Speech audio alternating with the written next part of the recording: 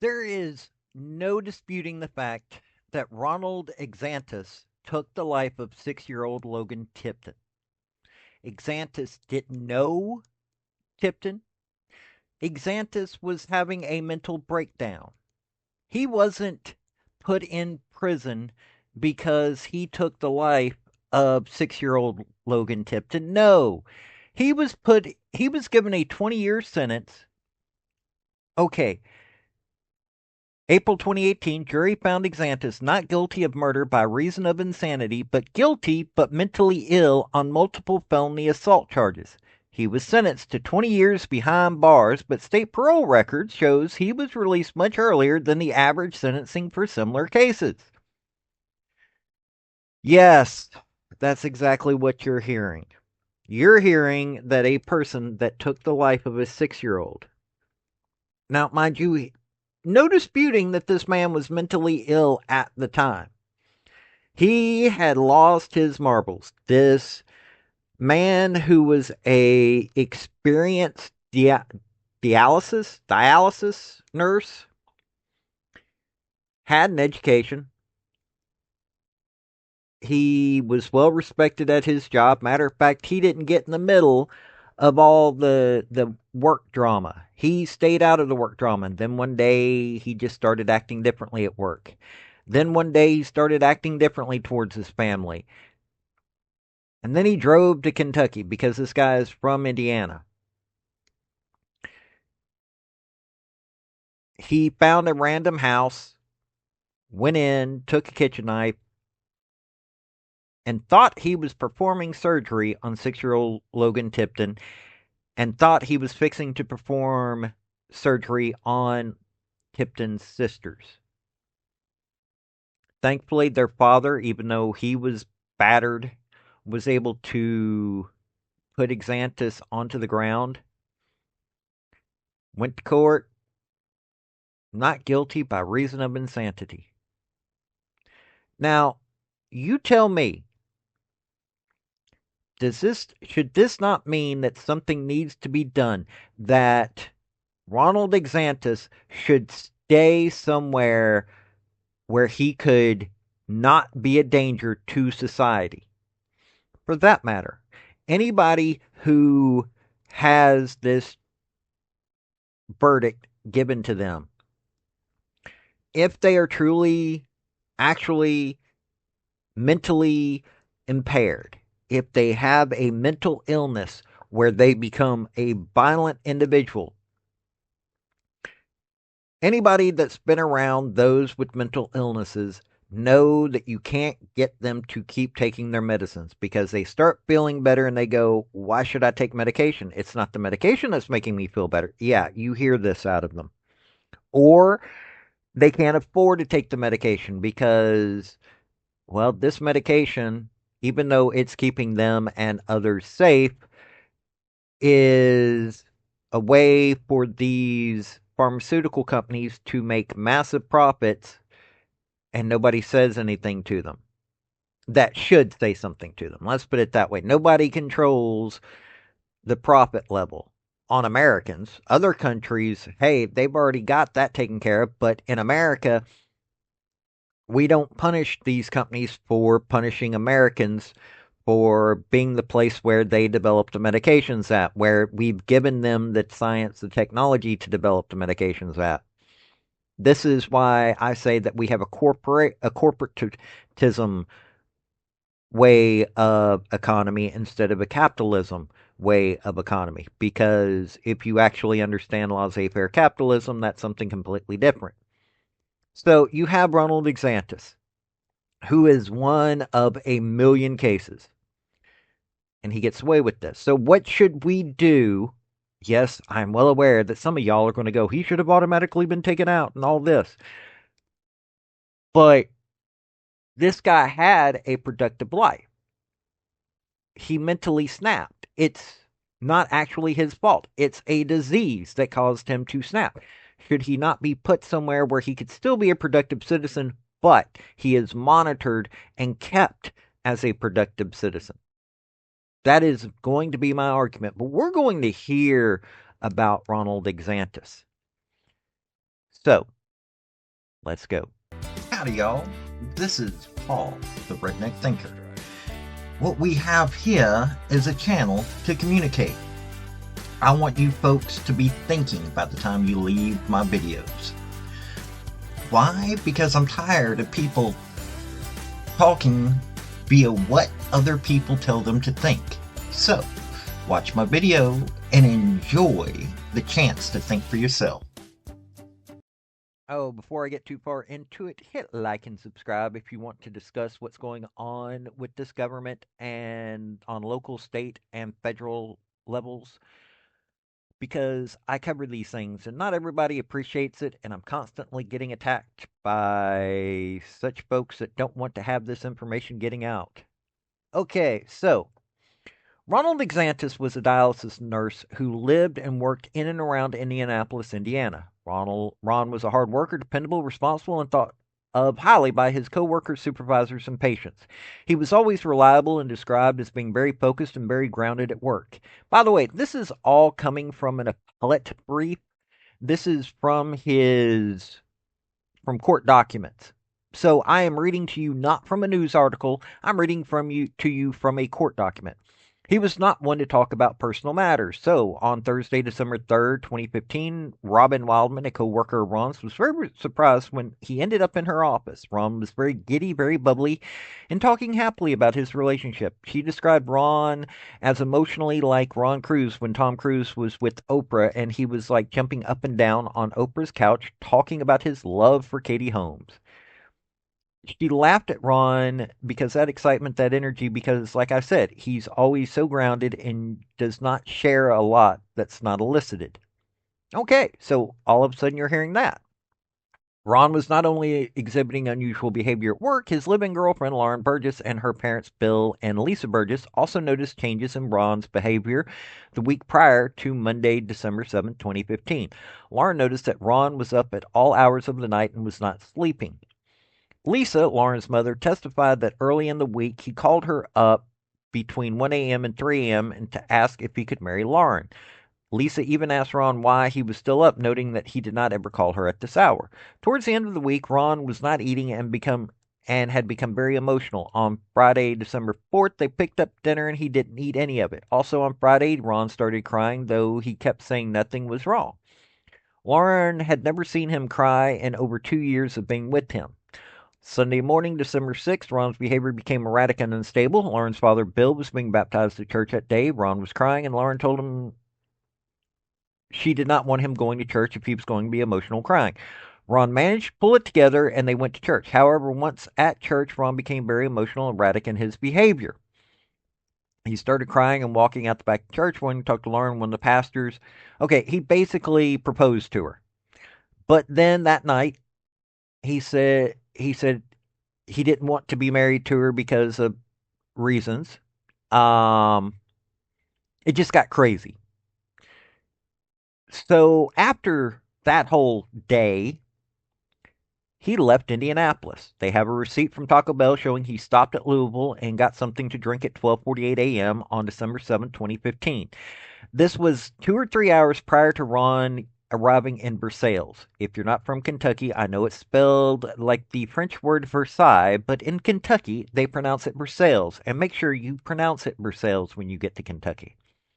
Ron ended up in Versailles and eventually found his way to Douglas Avenue. Once there, Vernon Sapp and Amanda Hood, both residents of Douglas Avenue, reported seeing a man who matched Ron's description, black man with dreadlocks wearing a maroon shirt and gray sweatpants, take a swing from Mr. Sapp's front porch and placed it near a parked car. When Mr. Sapp went to retrieve the swing, the man bull rushed him and knocked him down. Ms. Hood reported that a man matching Ron's description broke a mirror over a car in front of her residence. During Ron's interview with Detective Ford, his first stop in Versailles was a church where Ron thought there was a wedding. Now, mind you, this is really, really early in the morning. Ron then stated he went down 6 or 7 houses from the church and did pull-ups on a garage of a house. Ron had seen a sign for Gray's Road, and he believed the sign was to be telling him to perform surgery because the show he watched, Gray's Anatomy. Ron would watch the show while taking notes for nursing school. Ron saw Christmas lights on a house at 311 Douglas Avenue, the home of the Tiptons, and determined he had to perform surgery in that house. He took cooking utensils from a drawer in the kitchen, including forks, knives, spoons, a rubber spatula, a ladle, a serving spoon. There he found next to the bed where Logan Tipton was sleeping. He also took a butcher knife and a butter knife. Armed with these utensils, Ron proceeded upstairs to perform surgery. The five Tipton children were sleeping in the same room. While Ron was performing surgery on Logan, Coral Tipton, Logan's 11-year-old sister, was awakened and tried to get Ron to leave Logan alone. She kicked him and yelled at him and tried to grab one of the knives from his hand. Ron came towards her with the butter knife. She was able to get the butter knife, but gave it back when Ron asked her if he could have it back. Ron moved the butter knife outside her clothes and nicked her nose. Lily, Coral's younger sister, ran downstairs to wake up her dad, Dean Tipton. Dean came upstairs and on the way heard Ron screaming at the children, "Clean your effing rooms." Dean struggled with Ron. Dean screamed at Ron, "What are you doing in my effing house?" Ron responded, "This is my effing house." Ron's insanity had not changed from prior to his entering the house until he was subdued by Dean. There was simply no change in his state of mind. Coral called 911. Hey, teach your kids how to call 911. Good thing. And first police to respond got there within 90 seconds of the call. Officer Gaylor and Officer Lyons, who activated his body camera and took control of Ron, handcuffing him. Officer Gaylor tried to perform CPR on Logan, but was not successful. Officer Gaylor drove Ron to the police station in his police cruiser. So, you just heard all that. And as I said, that was December 7th, 2015. On April 2018, jury found Exantus not guilty by murder by reason of insanity, but mentally ill on multiple felony assault charges. 20 years. He was able to get out of jail, or prison in this case, because he had been on good behavior. Why he was on good behavior was when you settle his mood, I guarantee you he went back to that nice person that he was before he mentally snapped. Oh, and he also got educational credits. So, here's a guy who got spent less than 7 years in prison for taking the life of a 6-year-old, attacking the 6-year-old's family. Supposed to be in prison for 20 years and gets out in less than 7. At what point does educational credits mean anything in any of this? Okay, we need to get that one straight up and out of the picture.